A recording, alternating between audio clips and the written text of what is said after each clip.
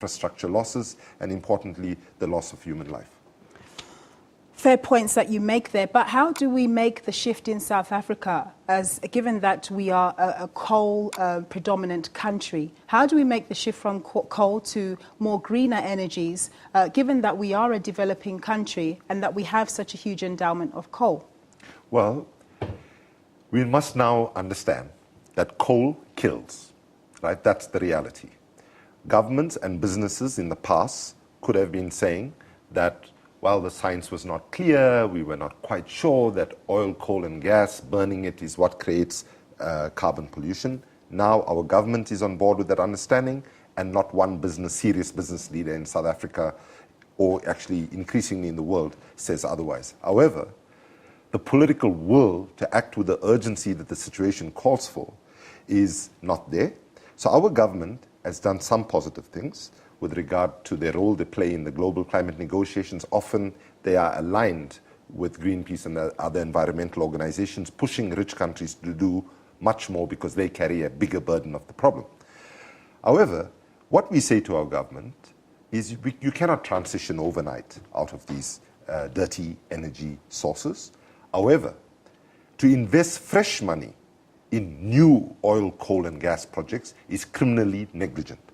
What is needed is any new investment in new energy needs to go into harnessing even a bigger potential we have to actually meet our energy needs through solar, wind and other renewable sources. South Africa has the highest quality solar capability from any part of the world, okay? And so we are not harnessing that. And so if you think about the argument, well, we have to address poverty, look at what's happening.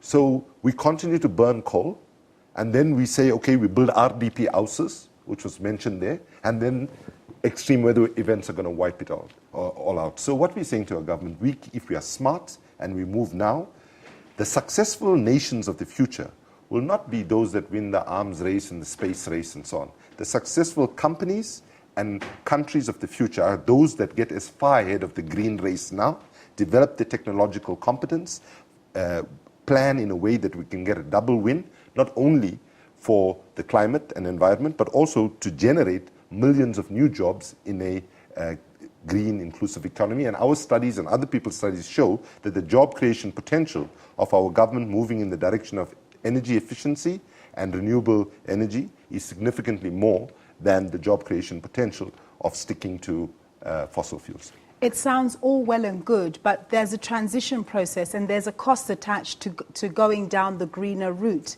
Where do we find the money? Who sponsors all of this, whilst we have other priorities like continuing to feed people, continuing to keep the economy going, and so on?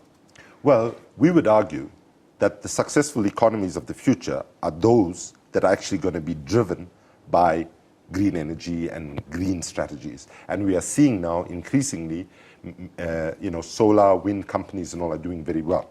So we should not say that going down this route is fundamentally going to be bad for the economy. However, in terms of the money story, that's something that we've stood with our government and the developing countries as Greenpeace, and we've pushed the developed nations, the rich nations of the world, to say, and they committed. The one thing we got out of the Copenhagen climate negotiations in 2009 was the agreement of a green climate fund and $100 billion to be put there annually by rich nations to help poor countries with adapting and mitigating the impacts of climate change. So that's something that we're prepared to work with our government to access that resources. However, we would say to our government, whether the resources come or not, investing new money in coal is not going to deal with the scandal that 20 years after democracy, 1 in 5 South Africans doesn't have access to electricity.